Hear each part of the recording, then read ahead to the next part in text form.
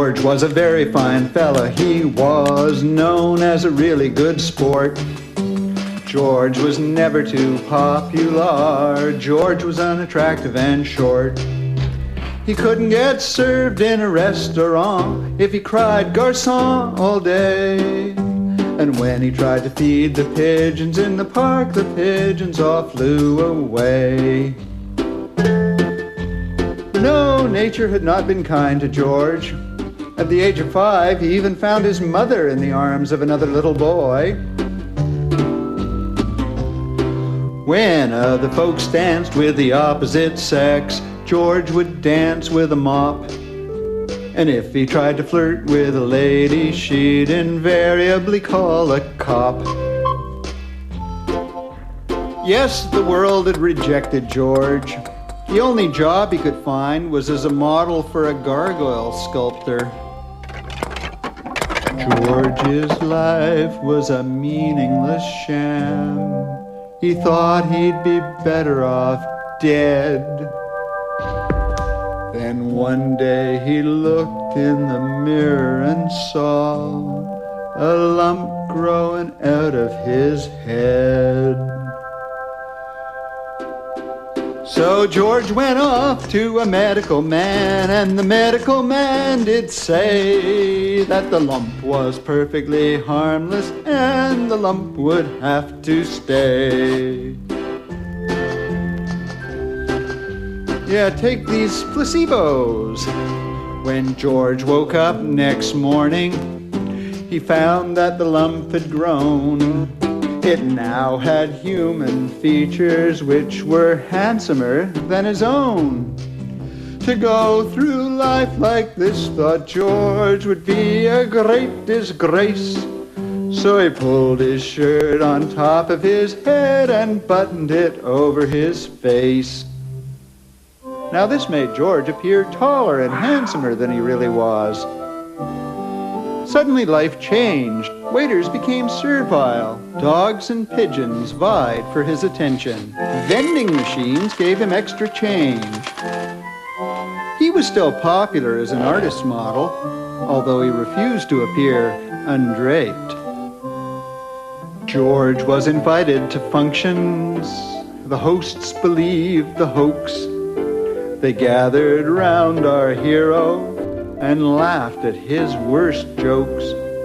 Suddenly George was lionized, his social life did jump.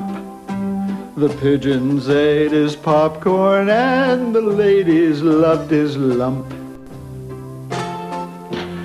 George became so popular, in fact, that other careers beckoned. Feeling that show business would prove too challenging, George entered politics.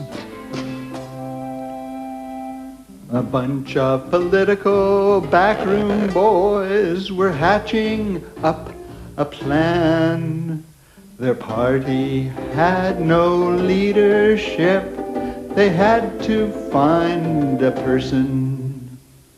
George had all the appropriate qualifications. George ignored the issues. He acted like a dunce.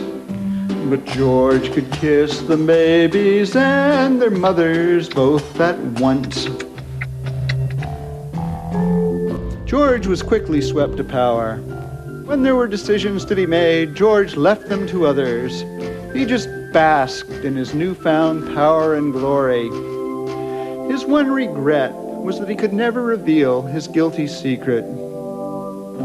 And what George didn't know was that his advisors were incompetent and corrupt.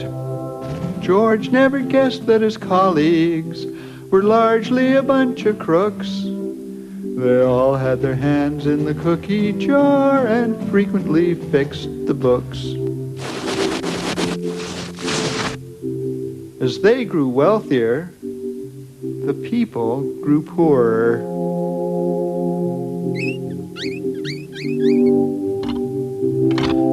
Some radicals raised a protest, dissension did arise, and when the revolution came, it took George by surprise. Before the great tribunal, George and his colleagues stood. Their crimes were documented. To deny them did no good. To try and plead his innocence was just a waste of breath. The verdicts all were guilty, and the penalties all were death. The guard said, "Stick your heads in here, and soon those things will drop." The crowd all cried out, "Hip hooray!" while the blades went chop, chop, chop.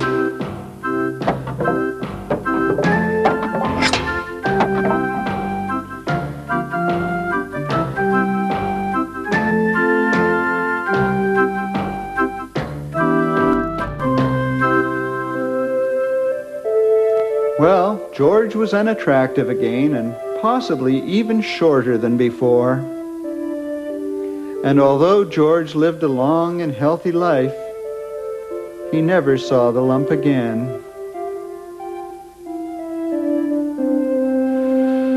Some other hero rules the land. George doesn't mind at all. But now and then he wishes he were handsomer and tall.